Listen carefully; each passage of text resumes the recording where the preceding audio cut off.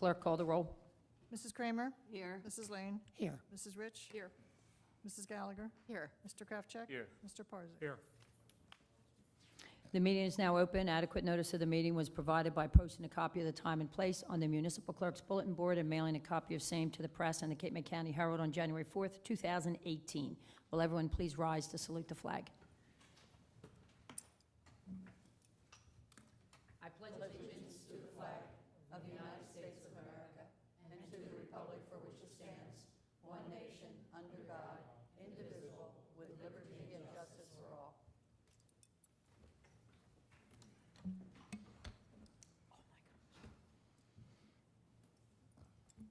Okay, we'll start work session with Administration and Finance. Mrs. Lane. Thank you, Madam Mayor. Let's start with the individual reports before we go to the discussion. We'll go to the discussion after that. Okay, we'll start with the borough engineer, please. Thank you.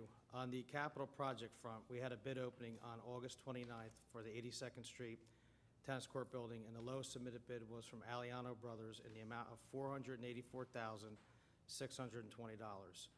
With the passage of a resolution at the next meeting, we will move the project into construction as quickly as possible, and that is scheduled for work this fall. Next, in regard to the 84th Street and 114th Street bulkhead replacement project, we are still working with the DEP on their comments. We're looking at probably having to redesign the 114th Street bulkhead and possibly deal with coastal wetland mitigation. But within about a week or so, I'll have a better handle on that, so I can relay that to Jill so that the borough can make some decisions relative to that project. Next, construction work for the 95th Street bathroom renovation project will begin tomorrow, starting with demolition activities, and will continue through the next couple of months, hopefully with a successful completion of the project.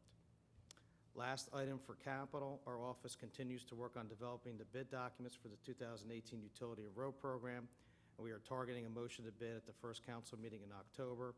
We'll probably have the bid documents completed by the end of this month. We're going to want to review them with Grant and his people, and then be in a position to strike a bid schedule with you at the first meeting.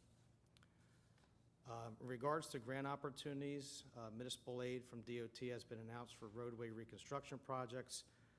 The borough has elected to submit for the reconstruction of the 300 block of 88th Street. I believe that you also have a resolution on the next meeting to submit that as well. With that authorization passing today, we will have that application submitted by this Friday. Typically, they'll let you know if you get funding towards the end of the year, if not early next year. And that is my report. Any questions for Mark?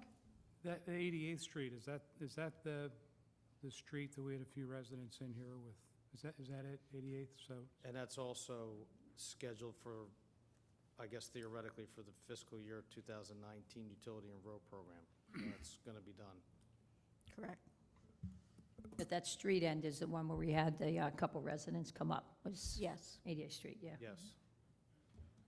and just one other thing. When did you say the tennis building would start construction? Well, Approximately? Yeah, with the passage of the resolution today, tomorrow morning, we'll be sending out contracts and a pre-construction meeting notice. It usually takes 2 to 4 weeks at that point till you see a shovel in the ground. But essentially, we're So trying. this fall? I didn't understand whether you meant this fall or next fall. Yeah, This so we're going to be expediting that because I believe that's linked to a Cape May County open space requirement. How about the bike lane? That's not his project. Okay. Do we know what that's happening with that? I have something on my desk asking to go out to bid next meeting, I believe. Right, so I think that'll be ready for the next meeting where we can actually go out to bid. And we did receive today in the mail, I received approval from the county to extend that grant into the end of next year. Okay. So we have plenty of time on that one. Okay, nothing else for the engineer. Tax collector?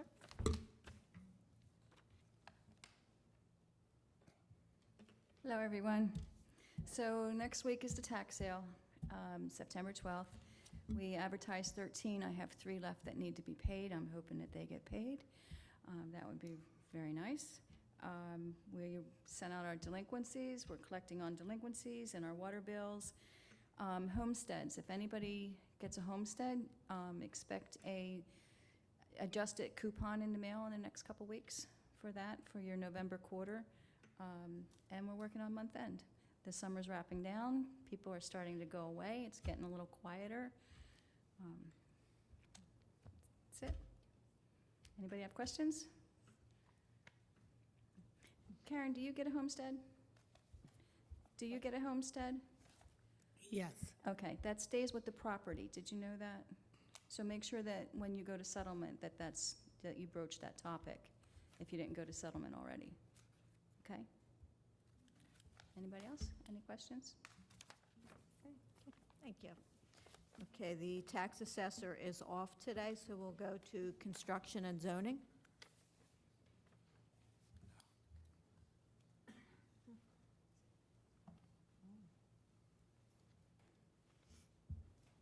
Good afternoon. Hello, everybody. Charles, you asked for a list of how many homes were built I went with the month of June, 10 years back. Right, oh, yeah, even 5 would be great, but. Yeah, I did 10. I mean, it's easy to pull it up, but in '08, there were 4 houses. '09, 1. 2010, there were none issued. 2012, there were 2. 13, there were 2. 14, it was 1. 15, it was 0. 16 was 0. 17 was 1. And this year's June was 5. So that's really wasn't that drastic. It's not drastic, but it's an uptick. To notice the difference, yeah. A little bit of a difference, yeah. I don't think it's anything to be, at this point, concerned about. Yeah. And I fully expected that you'd see a little bit of an uptick, for sure. Yeah. I think one of And the and 5 that'll is still me. fluctuate, obviously, with the market, so. Sure, absolutely. Other than that, the Reeds is drywalling the 3rd floor, and they're in the process of getting inspections for the 2nd floor to be able to start drywalling the walls in there. Installation's done, so they're rolling pretty good. Based on your experience with phase 1 of that, what would you say, do you feel comfortable that they're on, with what you experienced in phase 1 of the main building, would you feel comfortable that they're on track for? On track, I just think, I think it's probably going to go past their expected closing date, yeah. Your professional opinion, what Yeah. are you feeling? It could change drastically, depending when they get to a certain point. After they get this thing, after they get a drywall, they can run pretty fast at that point. The mechanical stage is pretty But light. I guess better question is, you feel comfortable they're done by May next year? Oh, yeah. All right. Oh, yeah. Their target is Definitely. January, so yeah. Yeah, they're looking at December, January, yeah. That's why so there's nothing kind of out there that would concern you?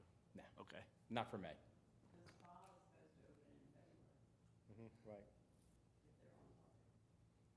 Oh, no, I'm with you. I just checking. Just checking to make sure there's. Yeah, I have an appointment already set for it anyway. You're right after me. Other than that, like across the street, down the street 2 blocks, the Regatta Bay, their permits are issued and they've started some preliminary demolition work to get ready to get that one going. The Yacht Club, I was talking to Jerry Blackman last week. They have a wedding, I think he said October 20th. I'm not sure if it was September, October, but he's got their plans, his comments from us from the construction office, and they're retweaking their plans to satisfy the codes. And so right as soon as that October wedding is done, they're going to start the very next day at the Yacht Club. And that's about it. Like you say, the restrooms will be starting tomorrow. We've all reviewed those plans, and they're ready to be issued. And transfers, we've had a lot, 13 transfers last month, and we've received 6 in the office just this morning, 2 of which are demolitions, that they'll be knockdowns. And so it's like almost off the charts for just a morning. Receiving 6 in one morning was something I've never seen before. All right. I was speaking to some architects and some surveyors. They have a concern with the grading ordinance that I understand will be up for discussion. They would like to reduce the 50 feet to maybe 10 feet, because we've got some lots, several lots in town that are 35-foot lots and a few 30s. So if the grading ordinance goes through and they have to survey 50 feet from the adjoining property, that could cross over from one lot to a next. So they've asked to limit it to 10 feet, just so you can see how sheet flow is for their particular lot. I told them I'd bring it up, and finally, It makes sense. I mean, yeah, 10 foot is enough to see. to if see what grading you're up down against, or- right? Or you're a level grade from lot to lot, yes. And then finally, I was talking to Andrew, and we're working on the setbacks for the steps, but that's not quite ready yet. We'll have it shortly. For steps in the front yard, now that we're elevating buildings, it takes 2 more steps to get up 1 foot. And so that'll be coming. Any questions? I may need you again when we get to that, the grading ordinance, though. How about complaints with the new construction ordinance? Did you see, what was your experience with that this summer? Did we receive a lot of complaints initially? Did things kind of smooth out? What's your take on how that went all It summer? was pretty consistent, through the summer. We got more than we did last year. Okay, Because of it, definitely. Yeah, okay. it was different than last year. But it was consistent throughout the whole summer? It wasn't like the beginning of the summer, there was an onslaught and then it stopped? It remained consistent It was with? consistent, yeah. Okay, I mean, we did get one complaint about Regatta Bay starting. Okay. Which, they had their permit, they were well within their rights to start. We thought they were gonna start after Labor Day, and it was only one neighbor, right? Yeah, and then we had a complaint last week about someone who wasn't here last year. It was a builder that wasn't part of what went on last year, and he didn't realize that 9 o'clock meant all noisy equipment. okay, He thought it was just the high lifts out front, and we said, no, it's everything. okay. Some generators, and so he was stopped right away when we filled him in, let him know what it was. The biggest problem with that is you get the guys that come, they can be, it's a lot of the repeat offenders as far as the general contractor, but the new guys on the job site are the ones that, there's not anybody there to police them, so they start whenever they want. Right. Yeah. Okay. It was definitely different from last year, though. When you say you got, I'm confused, more complaints this summer than last summer? And Yeah. were they complaints from residents or, was it because of? All across the board, everybody. Yeah, there were definitely residents, it was mostly, I assume that was Next door just because there neighbors. was more construction. Is that kind of why you? I think everybody got on the bandwagon of trying Right, to that's Well, what- there were, enforce the whole thing, then, there were more rules. yeah. More Yeah, rules to right, get they knew there was, enforced. right, and they also knew, that there was a new policy and so on Right. and so forth, yeah. And we told makes people if sense. they had complaints to call, so they were doing what we told them to do. Yeah. So. Okay. Anything else for Good. construction zoning? Okay, thanks, guys. All right, next, CFO.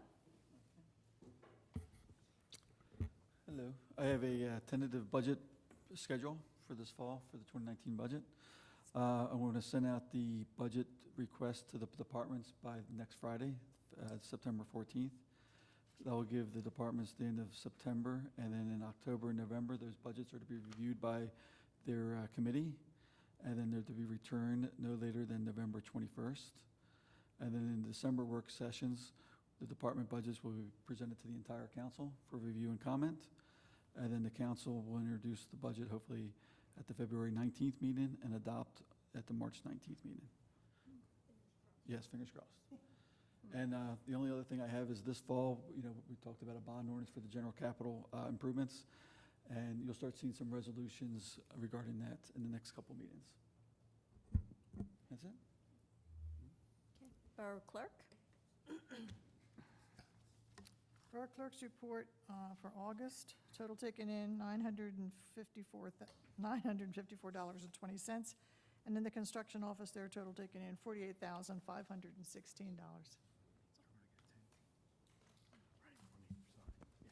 Next is the planning board. So planning board, we can go right into the discussion with the lot grading ordinance. We did meet, I think it was 2 weeks ago, and that's what was discussed, to bring the ordinance now to council to look at, see what changes council would like to see, and then move it forward to the next meeting if possible for the first reading. So any comments other than what Ray was just saying? From the architects, the 10 feet. Yeah, in addition to what Ray said, because what Ray said makes sense, you go to 10 feet instead of 50 in that one changed paragraph. So I guess we're going to do that, correct?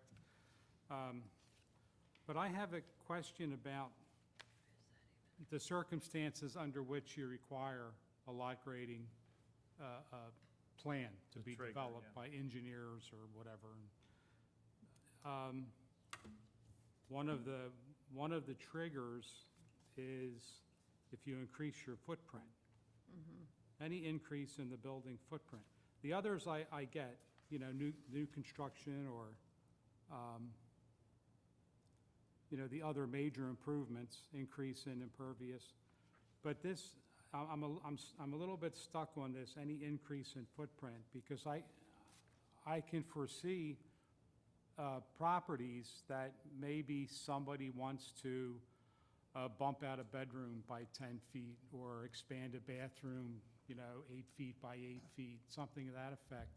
And I think for something that small to trigger a grading plan and, you know, where people have to go out and hire people to come in and make out a grading plan, I don't know whether that's necessary.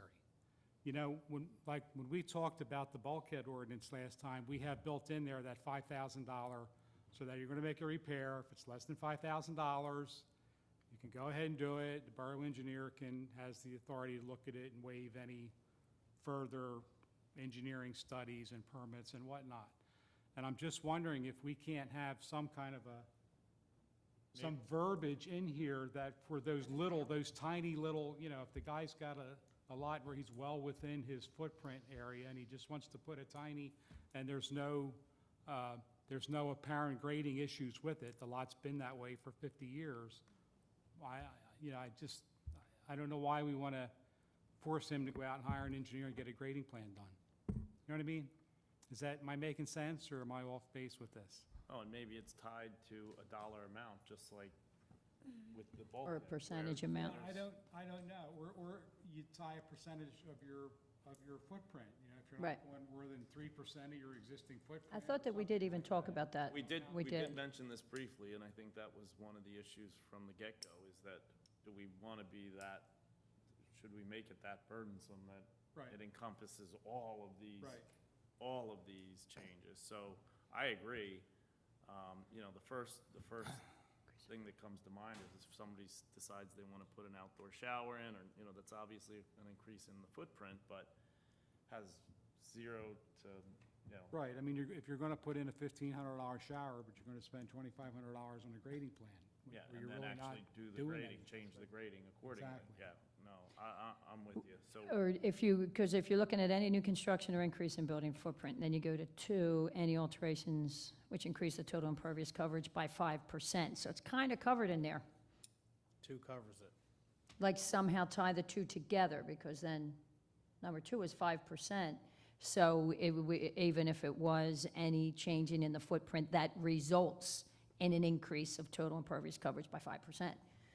Something to that. Something like that. You know, Ray, need do you to understand what I'm figure saying? that out, just- Does that make sense? The- Follow me? The planner just came in. Can we kind of bring him up and let him know Okay. what you're talking about? Because I just want to make sure that we don't reduce everything and take away what our the T. main purpose Yep. was supposed to be about.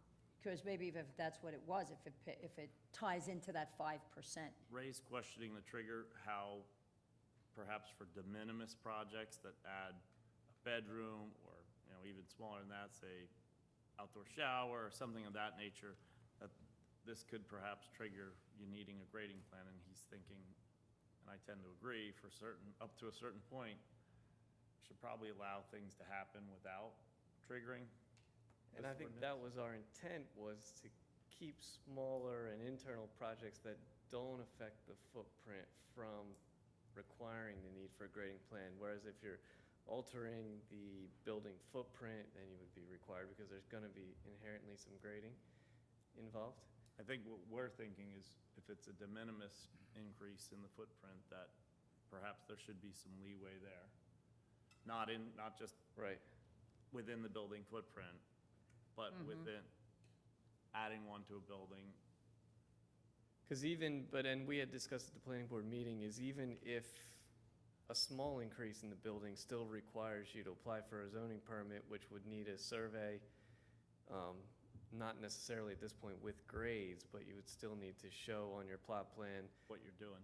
what you're doing with that building increase. And typically, to have a surveyor add in grades, the cost is usually relatively low.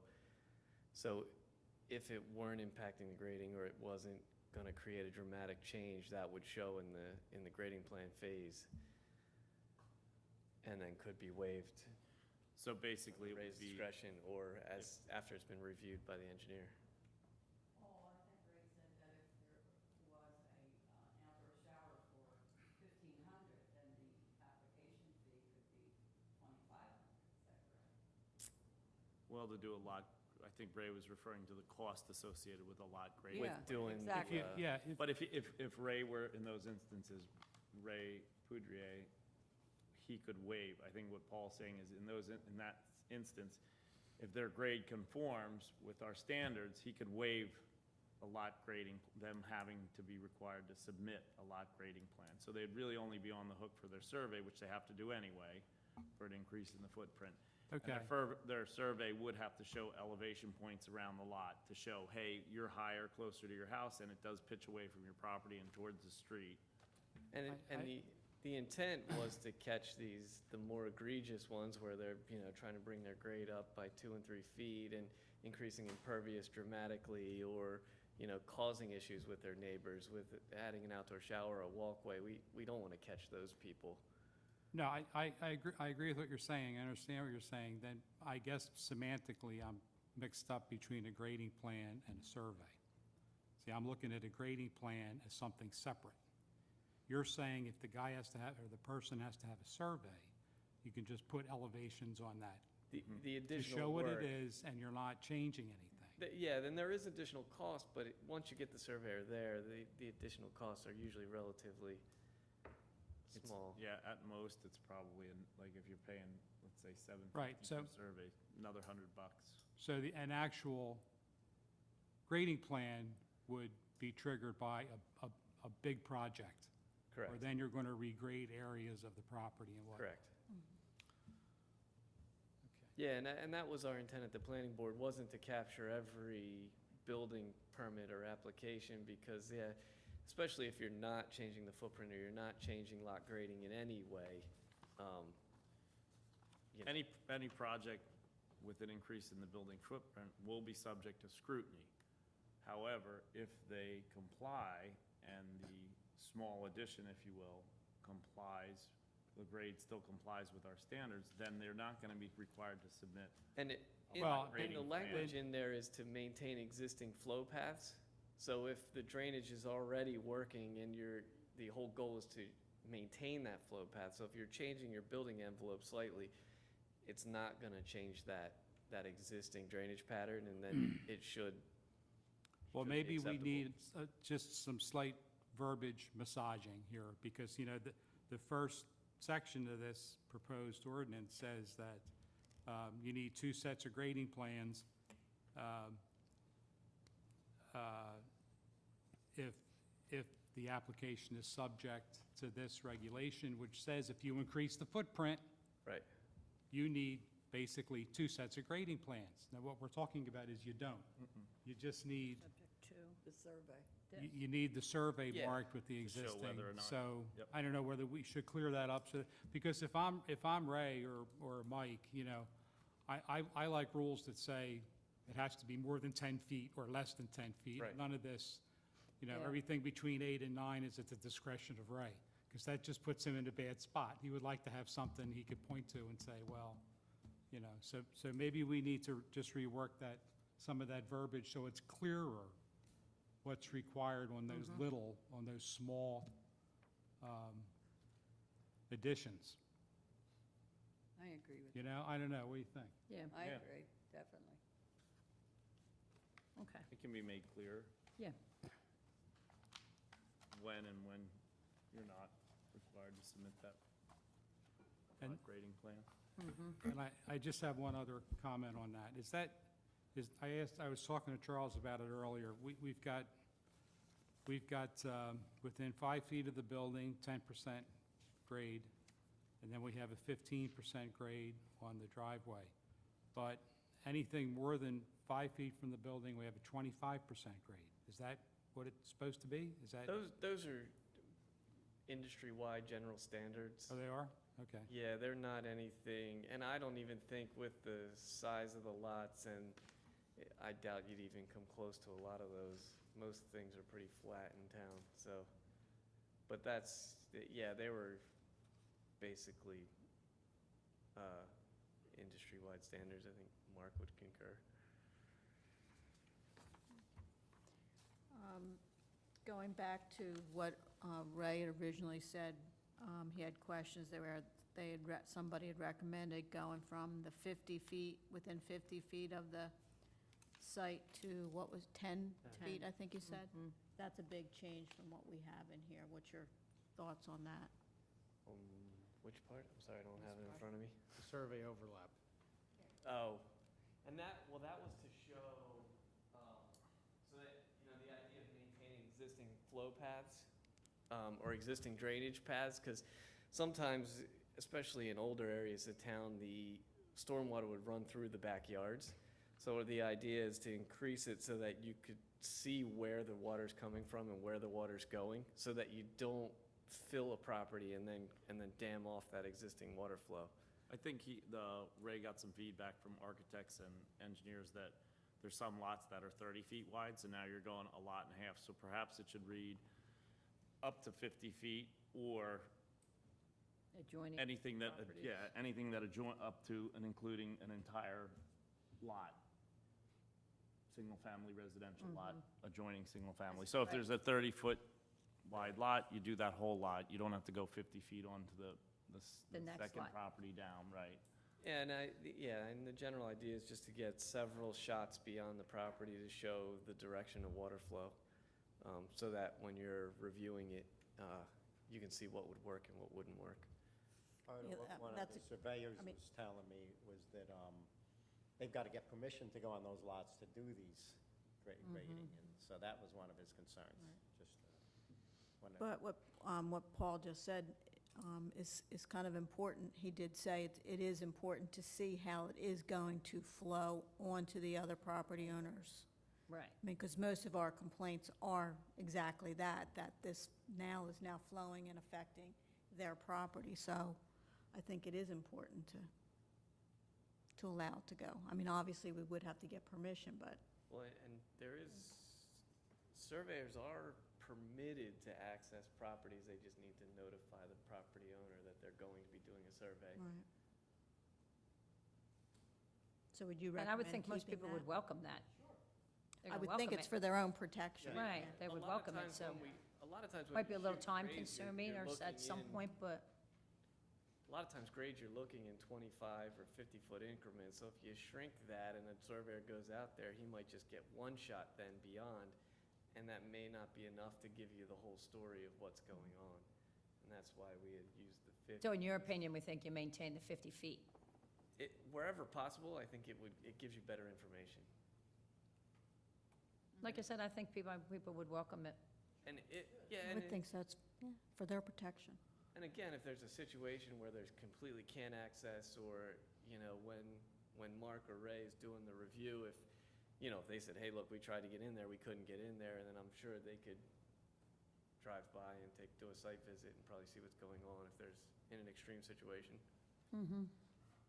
Yeah, I would agree with that. No? Everybody in agreement with that part? Mark, did you have any suggestions or concerns on No, I any was part just of it? reading the revision here while I was sitting here, but I agree with Ray that if you can do like we did with the bulkhead where it was capped and it was specific, it was $5,000, it takes the onus off Ray and/or myself to have to make the call, and then I would actually recommend that that's an application for a waiver.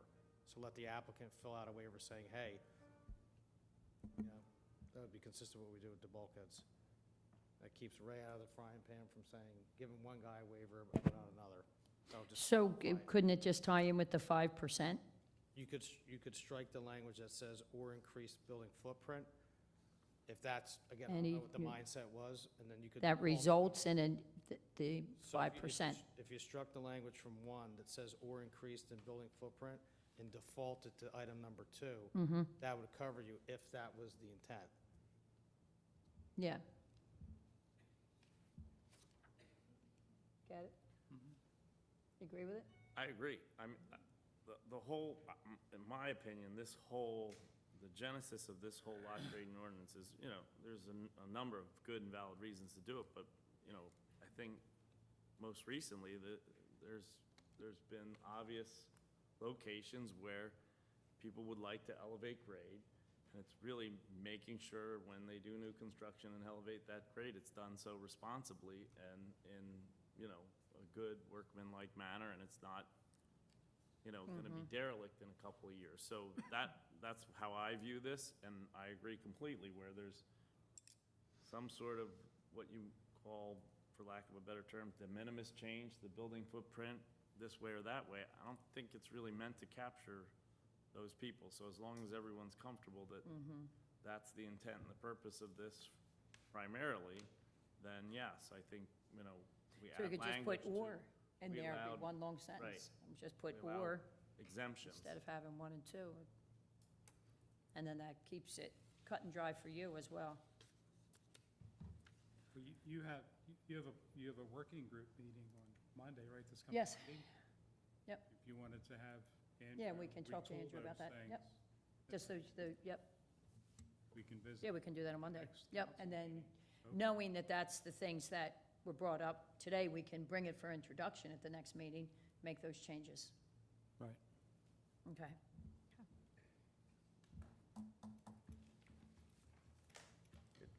Thank you, Paul. Welcome. And that was the extent of planning board report. So we want to go back to you. I'm going to ask Jim Kraft, he brought forward at the ANF meeting a new policy for refund of recreation fees. There seems to be a whole spate of them, and every time it has to come before us. And he has a new form and a suggestion as to how we can avoid the tediousness of all this. So I'll turn it back over to Jim. This resolution would streamline the process of a recreation refund being approved by council. It would just require the business administrator, myself, and the recreation director to approve the refund as long as it's within a few days prior to the event. And that way it doesn't have to go through council, and it's not this 1 or 2 month delay for the person to get a refund. I don't see on, go Would ahead, s- I'm sorry. It would still go on a bill list for approval. So you're still essentially approving it, but you don't have to do a special resolution each time. Mhm. Yes, Refund would be, yeah, just like any other purchase. Just like the bill list, you would see it listed somewhere on there, what Yes. refunds there are. Yes. And a lot of the refunds are prompted by weather events or some other event other than a scheduling problem. So kind of, There's 2 questions I have. One says it has to be made prior to the scheduled start date, but there is no, what is it, 30 days, 20 days, 10 days? I think we talked about maybe 3 days prior to the event. I think that should be put in there if that's, everybody, I personally think we should change and have no refunds unless weather conditions or something I think it's something we should think about. Oftentimes you sign up for something, and regardless of where it is, and it's right there in black and white. No refunds, once accepted, no refunds or something like that, or give them, refunds must be requested 30 days in advance, and nothing after 30 days, because this messes up everybody's scheduling. When they sign up for these events, and other people are on a waiting list then, and they can't participate because there's no room, and then at the last minute, these people cancel. And I think it's something that should be brought forward, and we should really, this would be fine for now, as far as I'm concerned, but I think we should think about that policy. The second part of my question was, there's no amount on here. Like you can, the three that were established can refund any amount up to, or just any amount? Well, we did talk about that a little bit, and most recreation fees are within, I think, $50 or around that neighborhood. And that way, the fee's already established by council, so whatever that fee is, and if it changes from year to year, that the ordinance is already. All right, that makes sense. I do think that we should have a time frame in there, though. I agree that there should be a time frame. However, I think if there is a waiting list and you can easily fill that position again, and there's enough time, whatever the deadline is, say 2-3 weeks beforehand, but then someone wants to cancel, and you have somebody that can step right in, or you could at least say, in the rental industry, you certainly, if somebody has to bail out of a rental contract, we certainly try and fill it, and we try and give them their money back. It's just good business. So if we can, whatever time frame you feel is appropriate to where we're not going to be, losing a position and not being able to fill it and it messing up the schedule. But I think we should make best efforts to, even if it's within, 1 or 2 days of whatever, if we can fill that position and recoup the money and refund that person, I think everyone's happy, and I think we have an obligation to do that. So I think we need to make best efforts. One of the problems is that parents might register their child for a series of classes, and let's say 8, and the child can't make 2 of them. So they ask for a refund for those two classes, because Yeah, I don't think, various reasons. yeah, And also- that happens. I agree, It does but happen with. that's not fair. Rec and Yeah. tourism. Also, I don't know if you remember this, because this is a very picayune detail, but at the last meeting, I had to present the refunds. One was for $8. Yeah. One was for $20. And it was because of a person at the end of the season seeing that had he registered for a whole group of classes rather than individual classes, he would have realized a $10 savings in each group of classes. So he submitted a refund for $20 for the 2 sets of classes. It's just tedious for Miranda. It's, I think, a bit of tedium for us, too. Yeah. I'll And just give go- you just a scenario where when you play golf, you, with the leagues that we do, you sign up and you pay a certain amount. If you decide after, it's for 18 holes, if you decide after 9 it's too hot, you want to go in, you get no refund. Right.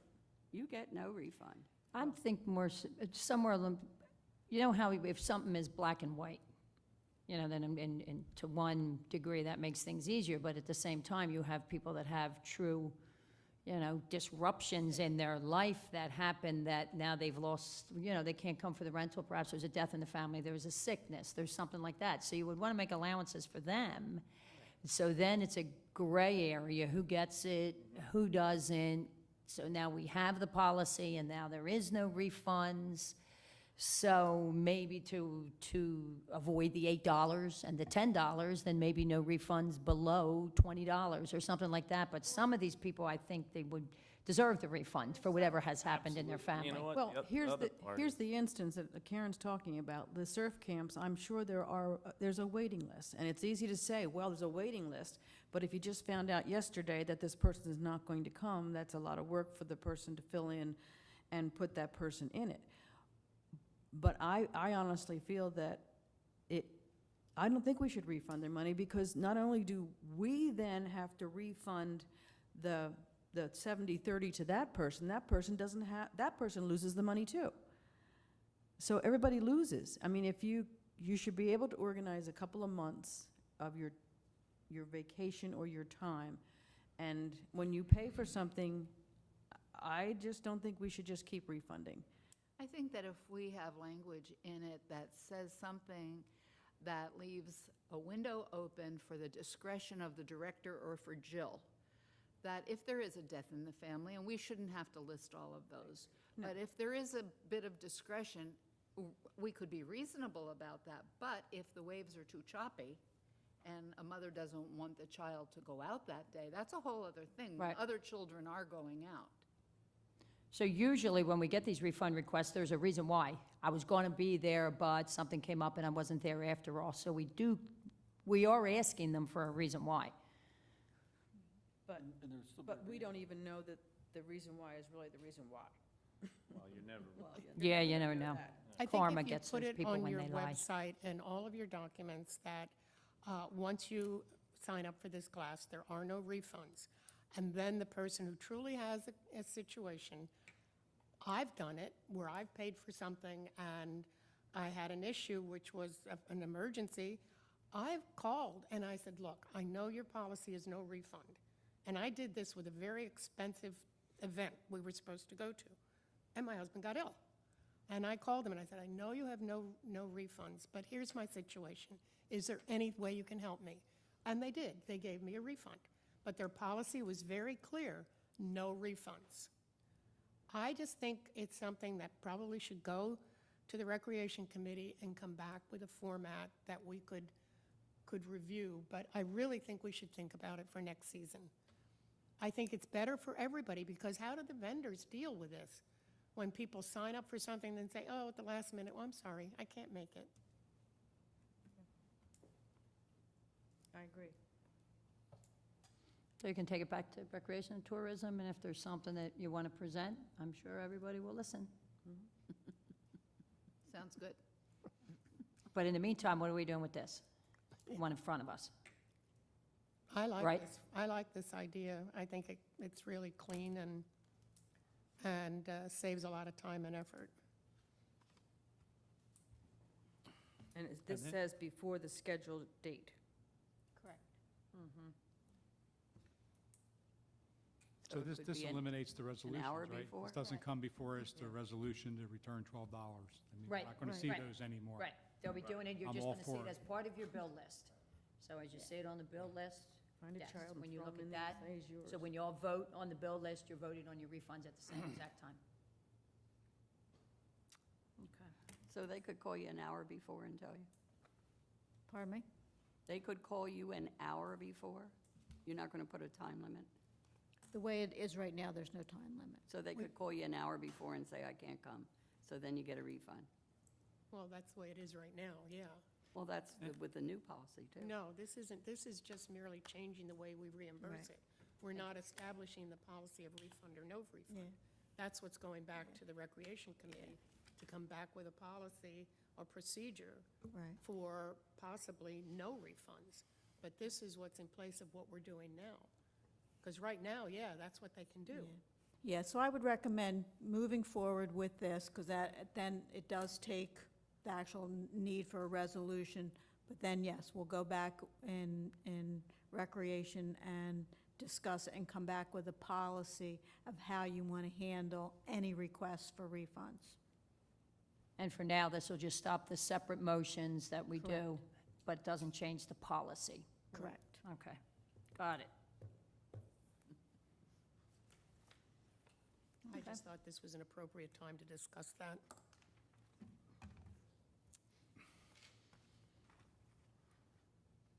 Anything else on A and F?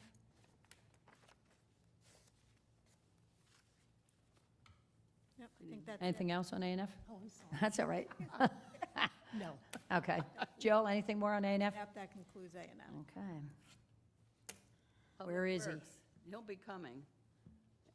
I just want to say that we have bulk trash Monday, September 17th. It'll be in a couple weeks. And Joe, if we could put it on the sign out front, bulk trash, if you don't mind. 17th? And Grant, do you want to give all the good news? Whatever. Oh, yeah. Everybody say happy birthday to Grant. Happy birthday, Grant. Oh, God. Thank you. I tried to keep that out of the press, but nobody would listen. Everybody got the reports? Any questions on those reports? We just spent a lot of hours, I noticed. We do in the summer, Yes, on just about everything. everything. Well, you stole my thunder. Bulk trash is the 17th. Sorry. Summer schedule ends on Saturday, the 15th, the Saturday before bulk trash. Other than the reports that you have, I only have a few things, and one is an amendment to what Mark presented as the road that's going to be in the, presented to the state, and that's going to be the 200 block, not the 300 block of 88th Street. 88th is a 200 block, Correct, is for the grant. not the 300 block. 300 block would be between 3rd Avenue and Sunset. We're looking at 2nd Avenue to 3rd Avenue for that. We're looking at the street end when we're talking. That's already in 88th for Street. 2018. Okay, That's an 18. Right. Correct. okay. Your report reads 300 block. 300.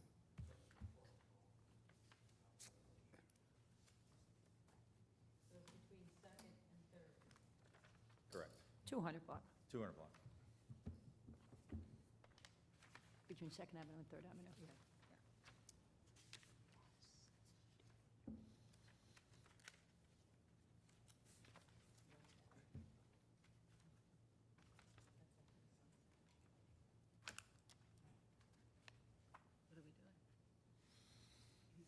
The request says 300 block. Yep.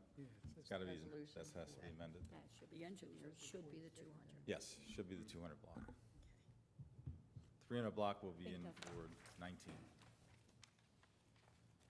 You've got this puzzled look on your face. Are we, like, where are we? Yeah, The what's re- the dealio? The resolution just says 88th Street, Yeah, so you're fine. but it's for the 200 block. Your report said 300. The 300 block is also in that list that we would like to do repairs to and renovations as well. You want me to add the 200 block in the resolution? Well, if it says 88th Street, Right now, it just simply says 88th. I would, Clerk says it should be more specific than that. yes, I think it would benefit. What the application is for 300.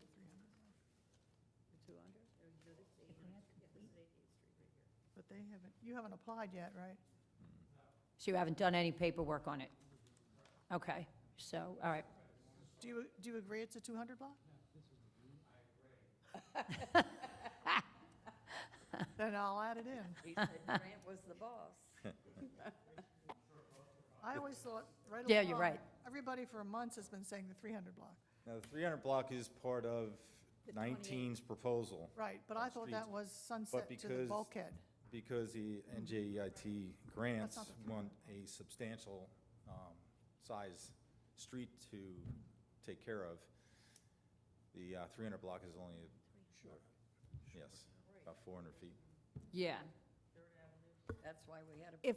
If the 300, Second to Third Avenue is Wait. the one we're looking at. Grant, if the 300 block is included in our 2019 and the 200 is included in our 2019, can't we apply for the grant for both?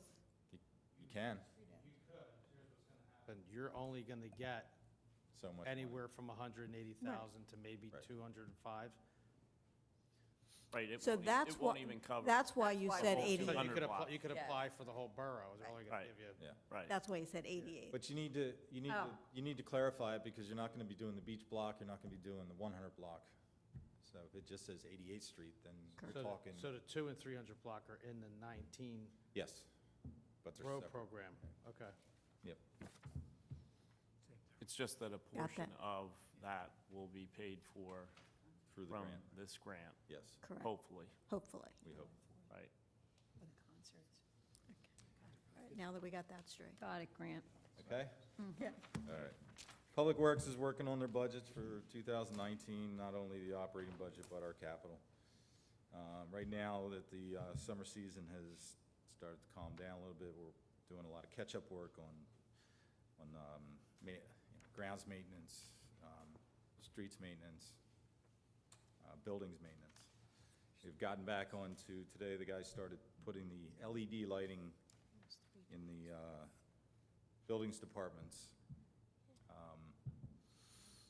taking out the fluorescent bulbs and putting in the LEDs. We're trying to get our footprint, carbon footprint down for that entire complex, which I hope to have done before the end of this year. And the water and sewer guys are out doing stormwater, catch basin, and piping, cleaning right now. You're wondering why that truck's out on the road. That's what they're doing in preparation for this hurricane season. So that's about all I got. It's a lot.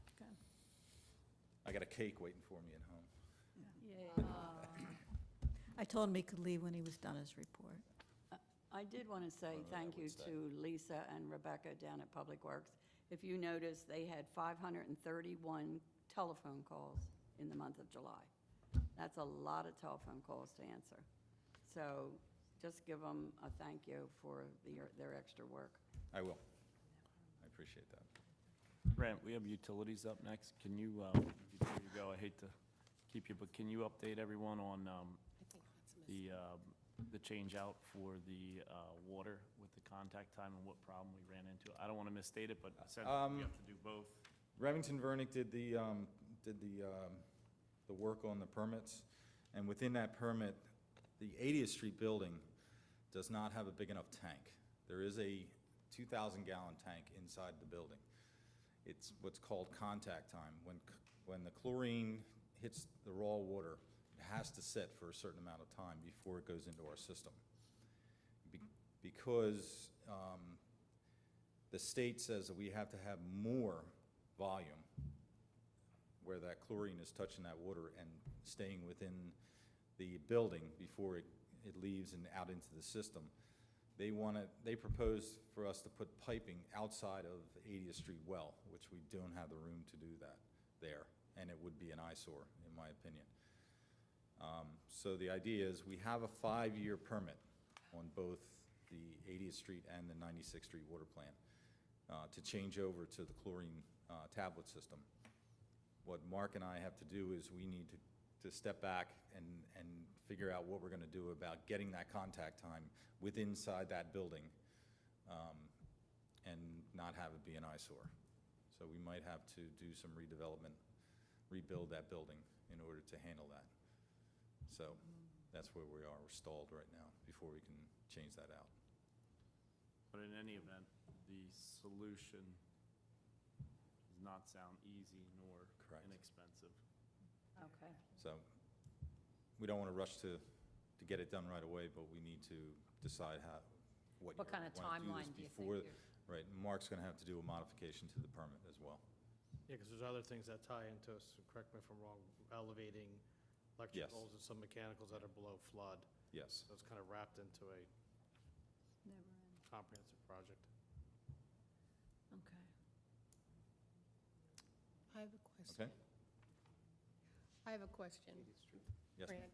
Fran. I'm looking at your, the work schedule of all the events that you do and all. Mhm. And why would the concerts take 3 times as many hours as the farmer's market or even the arts and crafts fair? Why do they have? It's the amount of materials that are used during that time, and it's the setup and the tear down before and after. But don't they do the same for the farmer's market? It's not the same. It's Not different. the same? It's a different setup. The concerts have they have stages and. Well, we don't deal with the stage. Do they do that? That's the companies that come in That's with a lot. with the Yeah. groups. That's our most A lot of labor-intensive. overtime. For the whole summer? That's our most labor-intensive event that we do. For the month of July. Yeah, it's for the month. Yep. Yeah, it's for a month, but Wow. so are all the others. Farmers market doesn't take as many employees to be at the site because you have different things set up within the concert site, whereas with the farmer's market, it's the tables and the umbrellas and whatever else that are using in that market. The rest of it is all the vendors that come in and set up. So there's a lot less that our employees have to do other than maintain the restaurant. Yeah, if you can see where they have to set up the barricades, the cones, the signs, Right. the pop-up The tents. barricades are not being Yep. put up. Yeah, all those things are Because put up where you don't have to do all isolate the those. wine in The your alcohol's areas. putting that on. With that amount of hours that we're expending on that one event, maybe there needs to be some cooperation. That's a lot of time. If we put the hourly rate to it Mhm. and all, that's a lot. Why do we have a trash truck there? I'm sorry? Why do we have a trash truck? Cardboard? For the concert? It says for the concert. For the concert, there's not a trash truck there. Oh, Yeah. wow. Yes. It does say it. It says trash truck. Trash, oh, yeah, it does. Trash and recycle cans in a trash truck. Well, they use the trash truck, I guess, to pick up the trash at the recycle cans. Yeah. I don't know. That just stood out to me that it was, because even the Arts and Crafts Fair with everything that you set up there, Mhm. and that's over a 2-day period.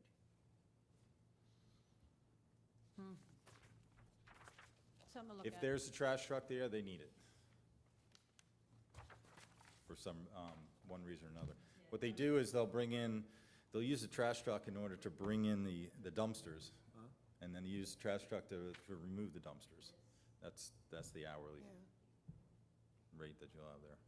Maybe we should just review that for next year. Maybe there should be some give on that. We can talk about it at our public. Yeah. We can. Anything more for utilities? For Grant? If Mark wants to go over the 2019, the entire 2019 road program, but we've kind of discussed that already. But we discussed that at our meeting. Other than that, I think everything's in order. Just to give you a heads up, what we're doing is we're earmarking the streets that have the inefficient water supplies, inefficient sewer capacity, fire hydrants, curb lines, and asphalt, the way that the street is Oh, okay. presenting to us now. And that's the one we're trying to hit now, and then another group the year after that, and so on. We're getting to the Okay. point where the system is going to be looped, which it should be, where every water pipe should be connected so that we can turn it off and isolate one block instead of, right now, some of the areas in town, I have to isolate 5 blocks in order to shut one house down, in order to work on their system. So we're getting- Grant's list for 19 includes the 2 and 300 block of ADA. Of the streets. It does, Yes. it does, And you got all the water samples? yes, Okay. yes. Okay. The only other thing we discussed, and Grant had brought this up, is that sort of something he wanted to pay some attention to, and it makes sense, is that our emergency water supply right now comes from Avalon. Yes. And he had mentioned that we should probably have something in place to tap into Middle Township if for some, reason, an event of a disaster, we end up with no water from Avalon and we have no water, we're isolated. So if we get wiped out and Avalon gets wiped out simultaneously, we should have backup through Middle Township. We discussed briefly that it's obviously a big project if you're talking about putting something permanently under the channel. What's involved with that, obviously everyone knows how complicated and how many layers, and I just offered maybe that we have some, and Grant even mentioned, he said, right now, I'm running a hose over the bridge. Yeah. If it comes to that, but, And I'm that- wondering whether we have any sort of, And that would be only just to fight fire. If we have a catastrophic event like what happened up in the northern barrier islands, where their entire utility structure collapsed because of their flooding, then we're going to be in serious trouble, because we can't be relying just on the wells in Avalon to help us. So we need to find a link, whether Avalon goes to Middle Township from their end of town and we do the same on our end of town. There's got to be a link with them. So you're saying that temporary water supply, which we've talked about, that would only be to fight fires? That's not. If I was to, That's not yeah, potable it's water like for- 1,600 feet of 5-inch hose I would have to run from the nearest hydrant in Middle Township in Stone Harbor Manor to get to the first hydrant at Sunset and 96th Street. But what about water for consumption? Is there, That we'd have to truck it in until the system was up and running. okay. And that DEP would have to do well samples to make sure the contamination issues aren't there, or if they are there, then we have to fall back on other ways of getting water into town. And the same thing is gonna happen with our sewer systems, where they're gonna shut down and we're gonna have to bypass, which is another thing that we'll bring up next year on the force main issues that we're having. So, just,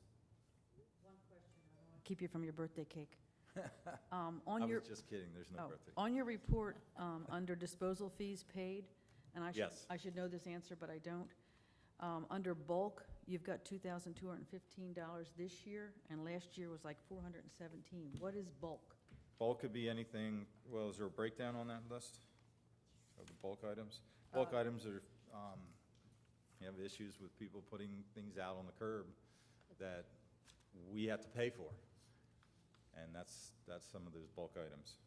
Things that we take out of, say, our buildings, somebody does a renovation to a room or something. Any of that material that comes out is considered bulk. Drywall, plywood, any, old windows, that's bulk. So You mean if the borough has bulk? Yes, Okay. yes. we still get charged for it. Yeah, I get that. I just Yes. didn't know what If we- that So, bulk, The bulk that. why it was three And times. it can be sofas, can Right. be. And it could be materials coming off the beach. We have a storm and we get a lot of seagrass, or we get a lot of driftwood on the beach, that's considered bulk, which has happened a few times this year. That just seems like a lot of bulk. It is, it is. As far as bulk week that is coming up on the 17th, that, we collect all that through the week, and on Friday, we Yeah, take I it know out, it's that. free. Yeah, We have 4 free days that we yeah. Just- I just didn't think in July we'd have that much bulk. we did. Got it. Expensive bulk. And it fluctuates season to season, month to month. Grant, answer this question for me. When the landscapers, cut their bushes and all, because I'm looking at brush and tree parts, which doubled, almost doubled. Well, we had a storm. We had a storm. So we it's did a from the lot of storm, trimming. it's not from landscapers putting it on the curb? No, Okay. no. They We- take well, away. We do have a brush truck that we go out and we pick up residents that do their own lawns and tree trimmings that we pick up. Okay. But a lot of that material from this year is from us. We have more plantings, we have more trees, we have to maintain. When we get to a certain size, we have to make sure we cut them back, so, and then we did have some storm damage. We have 2 trees that have to come down. Again.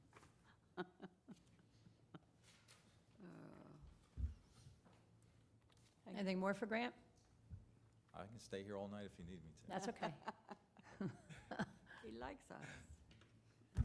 Anything more for anybody, or do you want to, we can do our closed session if nobody has anything else for those 3 committees Fine. that we just, yeah, Grant said that. Okay. All right. At this time, we're about to consider a resolution to go into private session. We would appreciate if you would all remain seated until the resolution has been acted upon. At the conclusion of the private session, we will come back into the public session for the purpose of either taking action as a result of our discussion in private session or to simply adjourn. It is also possible that someone might bring up some other item of business in public session after we come back from private session. Resolution 2018 S-170. I'd like to offer Resolution 2018 S-170 for the purpose of going into closed session. Second?